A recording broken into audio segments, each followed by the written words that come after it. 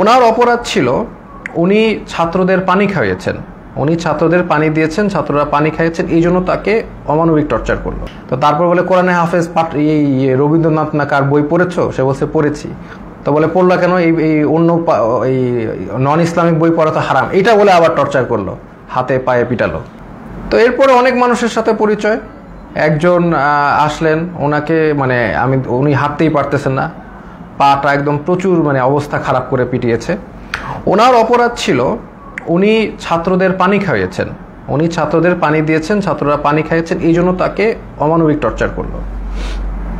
তো টর্চার করলো, উনি এসে শুয়ে গেল। আমি বললাম যে এইগুলো একই কথা বললাম যে আপনাদের এটা গুনাহ মাফ হচ্ছে। তারপরে লাস্টে একটা কথা বললাম যে আপনি যে এত টর্চার্ড হলেন ছাত্রদের পানি খাওয়ে, এখন আবারও কি খাওয়াবেন আপনি? তো উনি বললো ইনশাল্লাহ স্যার আবারও খাওয়াবো। আমি like that's the answer I am looking for. আমরা আবার করব, আমাদের ছাড়লে আমরা আবার করব, we are not going to give up.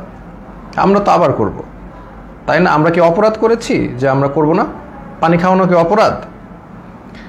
তো এই হচ্ছে একটা অভিজ্ঞতা।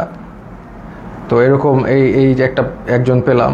আর একজন হচ্ছে মাদ্রাসা স্টুডেন্ট, তাকে বলছে খুন করেছে, সে পুলিশ খুন করেছে, এটা সে তাকে বলছে, এবং তাকে প্রতিদিন পিটায়, প্রতিদিন নিয়ে টর্চার করে। তো এটা নিয়ে আমরা হাসাহাসি করি, কারণ হচ্ছে এরকম একটা সিচুয়েশনে হাসাহাসি না করে যদি আমরা মেন্টালি ব্রেকডাউন করি তাহলে এটা হবে না, এটা আমরা আরো আমরা সব এইগুলো যা হয় সেটা নিয়ে হাসাহাসি করি।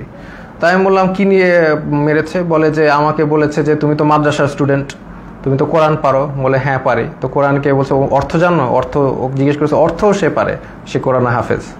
তো তারপর বলে কোরআনে হাফেজ পাঠ এই রবীন্দ্রনাথ না কার বই পড়েছো? সে বলছে পড়েছি। তো বলে পড়লা কেন? এই অন্য এই নন ইসলামিক বই পড়া তো হারাম, এটা বলে আবার টর্চার করলো, হাতে পায়ে পিটালো।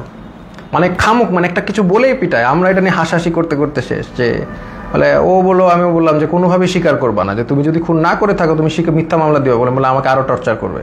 বলে করবে। বললাম তো তোমাদের করাত দিয়ে হাত পা কেটে দিলেও স্বীকার করবা না, যেটা সত্যি সেটা বলবা। এরকম একজন।